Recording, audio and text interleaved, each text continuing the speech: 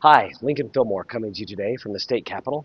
I want you to look out the window there beyond me, and you'll see a major construction project going on the Capitol grounds there. You can kind of see that. It's that green ground outside. That's the result of a major project here. We're building a Utah State History Museum on the Capitol complex. That funding passed a couple of years ago. And as part of that, we're also redoing the parking lots up here at the Capitol to try to create more parking for citizens and make this place more accessible to you to come up and see the people's business going on. This is the People's House. It was built with your tax dollars in 1916. It's been remodeled and expanded and is going through another expansion. And all of that has happened with your tax dollars. Utah's in very good financial position. We were able to pay cash for this project. We didn't have to borrow any money for it. But we were thrown a curveball earlier this week when the federal government, the Trump administration announced that they were suspending or putting on hold state funding and state grants. And those funding and grants make up about 40% of the state budget, including almost all of the state budget that pays for healthcare and social services for poor Utahns. And you might think of programs like Medicaid and food stamps, but also it pays for a lot of education. That decision by the Trump administration caused a lot of uproar. A lot of that was based on, misunderstanding, didn't quite know what the Trump administration was trying to do. And I think they've since clarified.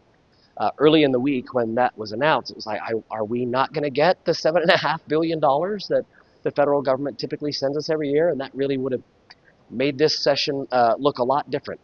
If you guys have followed the news, you probably heard that the Trump administration rescinded that a couple of days later. And so things seem a bit more normal now. All those federal tax dollars are your tax dollars too.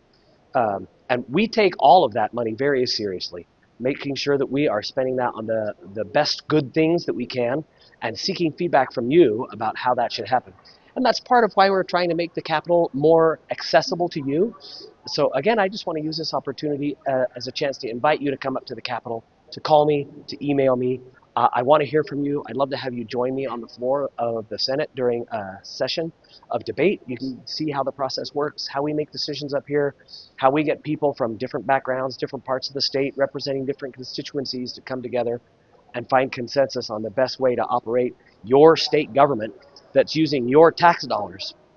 And while we're using the tax dollars that you pay this year to fund things this year, the federal government is using tax dollars that we might pay 20 or 30 years from now to fund things that we're doing this year. And that deficit spending is a big concern for us.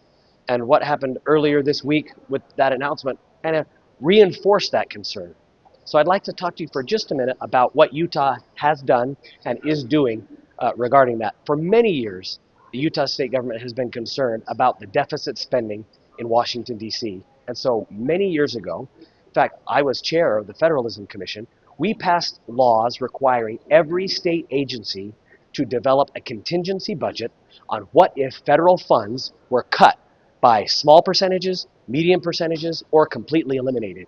And so every state agency in Utah already has a contingency plan. And those are in place and updated every year. Those contingency plans are often not very pretty, particularly in agencies that are very dependent on federal funding.